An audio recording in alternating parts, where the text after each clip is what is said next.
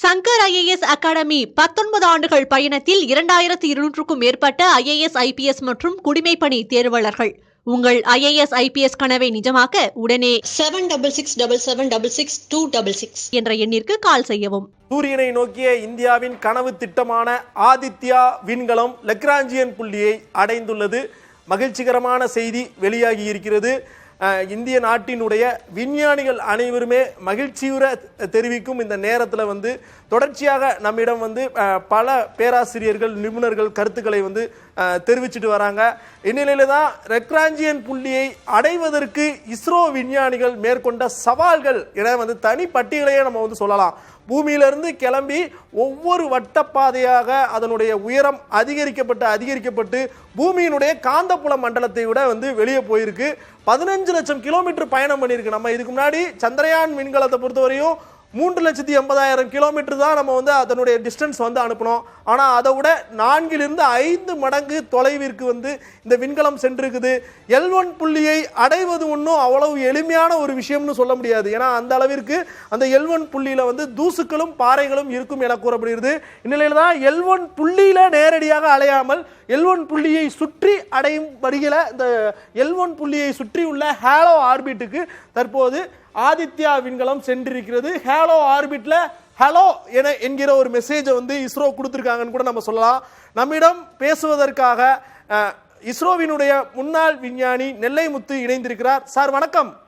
வணக்கம் சார். சொல்லுங்க sir, Aditya L1 புள்ளியை அடைந்தது. இனிமே என்னென்ன மாதிரியான தரவுகள் நமக்கு கிடைக்க போகுது? இந்திய விண்வெளி ஆராய்ச்சியை பொறுத்தமட்டில் நாம் புவி சார்ந்த ஆராய்ச்சிகளை தாண்டி கோள்கள் சார்ந்த ஆராய்ச்சிகளையும் கடந்து இப்போ சூரியனை ஆராய்ச்சி செய்ய தொடங்கி இருக்கிறோம். அது மட்டுமல்ல, சூரியனுக்கு ஏறத்தாழ 15 லட்சம் கிலோமீட்டர் உயரத்தில் பறந்து சென்று அதனுடைய நேரடி பார்வையில் நின்று ஜன்னல் வழியாக நின்று பார்ப்பதை போல முழுமையாக பார்க்கின்ற ஒரு திட்டத்தை நாம் நிறைவேற்றி இருக்கின்றோம். இந்த குறிப்பிட்ட வட்ட பாதை என்பது சூரியனுக்கும் பூமிக்கும் இடைப்பட்ட ஒரு 5 புள்ளிகளில் அதன் இரண்டினுடைய ஈர்ப்பு விசை சமணப்படுகின்ற நிலையாக இருக்கும். அத்தகைய ஒரு நிலையில் தான் இந்த லாக்ரேஞ்சியன் புள்ளி என்ற அந்த நிலை 15 லட்சம் கிலோமீட்டர் வட்டப்பாதையில் அமைந்திருக்கின்றது. இந்த புள்ளியில் நின்று கொண்டு நேரடியாக சூரியனை பார்த்து அதனுடைய புறப்பரப்பு என்பது சூரியனை பொறுத்த மட்டும் உங்களுக்கு தெரிந்திருக்கும், நம் பூமியை விட ஏறத்தாழ 110 மடங்கு மிக பெரியது. அதனுடைய புறப்பரப்பில் இருந்து போட்டோஸ்பியர் என்கின்ற அந்த ஒளி படலம் இருக்கும். அதற்கு மேலடுக்காக ஒரு நிறப்படலம் என்பது குரோமோஸ்பியர் இருக்கும். அதையும் கடந்து கொரோனா என்கின்ற அந்த ஒளிவட்டம் இருக்கும். இந்த ஒளிவட்டத்தை எல்லாம் நாம் பூமியில் இருந்து கவனிக்கும் பொழுது சூரிய கிரகங்களின் போதுதான் ஓரளவுக்கு நாம் இதை பதிவு செய்து கொண்டிருந்தோம். அந்த சமயங்களில் பதிவு செய்வதை விட இது சூரியனுக்கு அருகில் உள்ள ஒரு குறிப்பிட்ட பாதையில் நின்று கொண்டு அது நிலையாக நின்று கொண்டு பார்க்கும் பொழுது அது பற்றிய முழு தகவலும் கிடைக்கும்.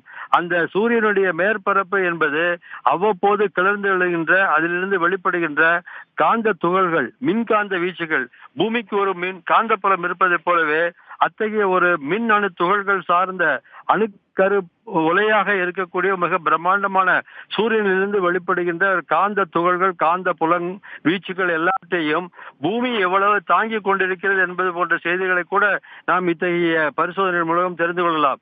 அதிலும் குறிப்பாக 4 கருவிகள் நேரடியாக இந்த சூரியனுடைய முகப்பரப்பில் இருக்கக்கூடிய இந்த காந்தப்புல வீச்சு, எக்ஸ்ரே கதிர்வீச்சு, துகள்கள், இம்மிகளை அனைத்தையும் பதிவு செய்கின்றன. அது மட்டுமல்ல, இந்த லக்ரேஞ்சியன் புள்ளியை சுற்றி அண்டவெளி எந்த அளவு இருக்கிறது என்பதை கூட பதிவு செய்வதற்கான 3 உபகரணங்களும் இதில் இடம்பெற்றிருக்கின்றன.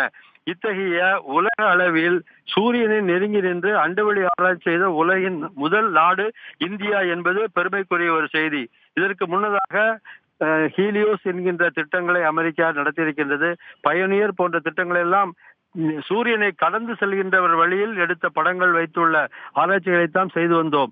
அதை தவிர யுலிசஸ் என்கின்ற ஒரு ஐரோப்பிய விண்வெளி கலமும் இதை ஆராய்ச்சி செய்து சோஹோ என்கின்ற ஒரு திட்டம் நடந்தது. அண்மையில் சீனா கூட கௌஃபு என்கின்ற ஒரு விண்கலனை இத்தகைய ஆராய்ச்சிக்காக பயன்படுத்தியிருக்கிறது ஒரு ஆண்டுகளுக்கு முன்னால். ஆக இத்தகைய உலக நாடுகளுடைய வரிசையில் இந்தியா இது முதல் முறையாக சூரியனை நேரடியாக சென்று பார்த்து பயன்பெறுகின்ற அளவில் தகவல்களை பெறுகின்ற ஒரு திட்டத்தை நிறைவேற்றி இருக்கின்றது. இந்த வகையில் இந்திய விண்வெளி விஞ்ஞானிகள் அனைவருக்கும் நம்முடைய நெஞ்சார்ந்த அறிவியல் வாழ்த்துக்களை தெரிவித்துக் கொள்கிறேன். ஆதித்யா விண்கலம் ஆதவனுக்கு அருகே, அதாவது ஆதவனை நோக்குறதுக்கான அனைத்து பணிகளிலையும் ஈடுபடுறதுக்கு குறிப்பாக தமிழகத்தை சேர்ந்த திட்ட இயக்குனர் நிகர் சாஜி ஒரு முக்கியமான ஒரு காரணமா இருந்திருக்கிறாரு. ஏற்கனவே சந்திரயான் திட்டத்தை பொறுத்தவரையும் சந்திரயான் 3 திட்ட இயக்குனர் வீரமுத்துவேல், இப்போ நிகர் சாஜியும் தமிழகத்தை சேர்ந்த ஒரு விஞ்ஞானியாக இருக்கிறார்கள். அவர்களை பற்றிய ஒரு தகவல்களை பகிர்ந்து கொள்ளுங்கள். ஏனென்றால் நீங்களும் தமிழகத்திலிருந்து இருந்த ஒரு இஸ்ரோ விஞ்ஞானியாக தான் இருந்திருக்கிறீங்க. உண்மையை சொல்ல வேண்டும் என்றால் நிஜமாகவே இந்திய விண்வெளியின் சாதனை தமிழர்கள் என்கின்ற ஒரு நூல் நான் ஏற்கனவே எழுதியிருக்கின்றேன். அந்த நூலில் நீங்கள் குறிப்பிட்ட அத்தனை தமிழ் விஞ்ஞானிகள் அனைவருடைய பெயரும் இடம்பெறுகின்றன. அது தனி நூலாக வந்திருக்கிறது. அதே போலவே சமீபத்தில் இந்திய விண்வெளியில் சாதனை பெண்கள் என்கின்ற அந்த நூல் எழுதப்பட்டு விட்டது. அந்த நூல் அண்மையில் தமிழக அரசினுடைய பாடநூல் கழகத்தின் வழியாக வெளியாகின்றது. வரவிருக்கின்ற ஜனவரி மாதம் சர்வதேச புத்தக கண்காட்சியின் போது அந்த நூல் அறிமுகப்படுத்தப்பட இருக்கிறது என்பது ஒரு குறிப்பான செய்தி.